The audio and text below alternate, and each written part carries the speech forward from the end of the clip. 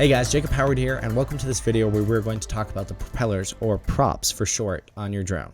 Props are probably one of the most underrated and underthought of part of the drone, even though they are one of the most important. A bad or misused prop can drop your drone from the sky, give you shaky footage, drain your battery, or fry your motors. It is very important to have the right props for your drone, and in this video we will cover what you need to look for and why each part matters. Props for drones come in many shapes, sizes, and materials. They can range from 2-inch props with 2 blades to 7-inch props with 3 blades. The two components of a prop are its hub and blade. The hub is the center part here that mounts to the motor of your drone, and the blade is the part that protrudes out and performs the rest of the work. No matter the prop's size, shape, or material though, its primary function is to provide the drone with its thrust or lift. On drones, you must have both clockwise and counterclockwise props. Like the tail rotor on a helicopter that counteracts the spinning force of the main rotor, the clockwise and counterclockwise directions on a drone counteract each other to keep the drone flying straight and level. On a drone, the props spin clockwise and counterclockwise and act like something called an airfoil. An airfoil creates areas of low air pressure above it and areas of high air pressure below it. This allows the prop to move away from the high pressure areas into the low pressure areas, creating thrust. Depending on the specifications of the prop, usually the faster they spin, the more thrust is created, propelling the drone at higher speeds. The prop literally controls what your drone is capable of in the sky. So please, again, do not underestimate or underappreciate the importance of your prop. You will notice when looking for a drone prop, you will see some numbers accompanying each one. This usually looks something like this, with Y representing each number. Each of these numbers reference a particular specification of the prop. For example, the first number is the size of the prop, in this case 5 inches. The second number is the pitch of the prop, like 5.3. And the last number is how many blades it has, like 3. This is done to help you identify your prop as quickly as possible. Let's dive into the various parts of the prop so we can see how they work together to create the desired outcome for your drone. Size. Prop size is the first thing you have to consider when looking at what props you need to get. If your drone frame only allows for 5-inch props, then it will do you no good buying a 6-inch prop.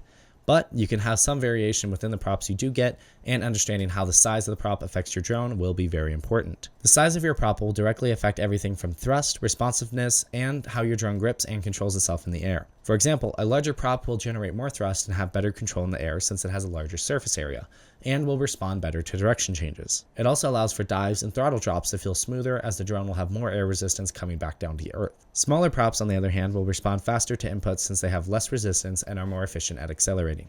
Smaller props will allow your drone to more easily change altitude, which can be a good thing if you are racing through obstacles or race courses. Your prop size should be matched to the rest of your drone. If you put a small prop on a larger drone meant for 6 or 7-inch props, it will generate little thrust and result in your motor spinning at high RPMs and drawing much more power from the battery. Similarly, if you put a large prop on a small drone, you will create little thrust and cause other issues, such as overheating and too much power draw from the battery.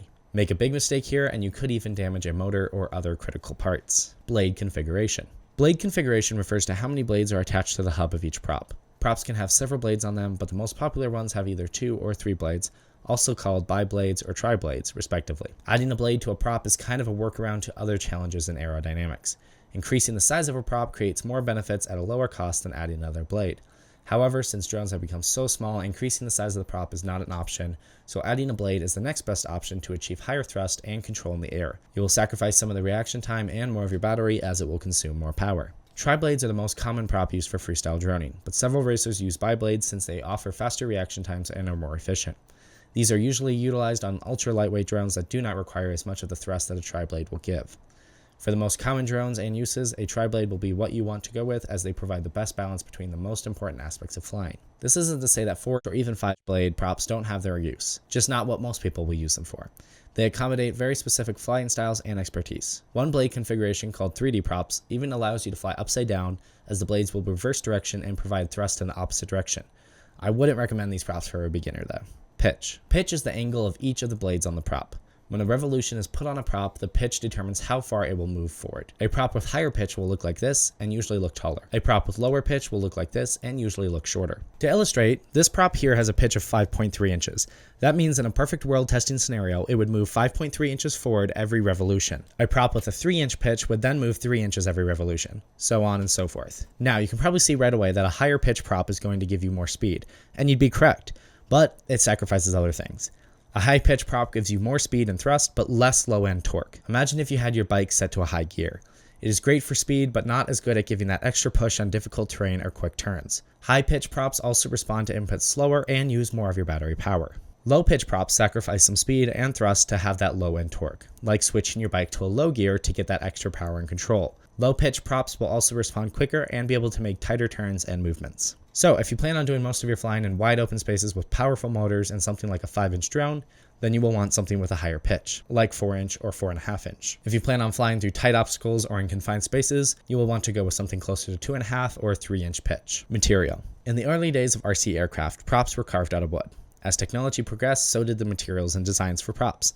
It went from wooden props to an array of carbon or fiberglass reinforced plastic, carbon fiber props, and polycarbonate props, and mixes of nylon carbon composite props. Each of these different props have their benefits, but the main things to think about are how flexible or rigid the props are. A prop that is completely rigid is going to be more true to a correct flying shape no matter how fast it is going, which will yield better control of the drone. But if and when you crash, it is more likely to break, meaning a rising cost in supplies starting out. A rigid prop is also an issue if it doesn't break or bend when it crashes. A prop is attached directly to the motor. If it hits the ground spinning and doesn't break, that force will go somewhere, off into the motor, which means instead of a $1 to $2 prop change, you might be looking at a $10 to $30 motor change. A prop that is very flexible, however, will not hold its shape as well in high speed or severe changes in direction. But if it crashes, it will most likely just bend the prop and take most of the impact, saving your motor, frame, and other components. Usually you can bend it back into place and keep flying. Temperature can also affect a prop's performance. If it is very cold, flexible props like ones made with polycarbonate are more likely to become brittle and could shatter should they hit something. In very hot temperatures, they will become soft and not hold their form. In these cases, you will want a prop that won't have these issues, such as one built from carbon fiber. For most cases though, a prop built from polycarbonate will give you the best results. A thing to remember when learning and looking into props is that no matter what you pick, you're going to compromise somewhere. Every option for size, shape, configuration, or material is going to have different pros and cons than a different option. Sadly, there isn't a perfect prop for any drone. You just need one that does the best job for what you need. And that covers what props are and why they are important. Once again, please do not ignore the importance of having the right props. It is one of the most important aspects of flying your drone and can have a large impact on how your drone operates, as we saw in this video. If you guys have any questions, definitely let me know, and have fun flying.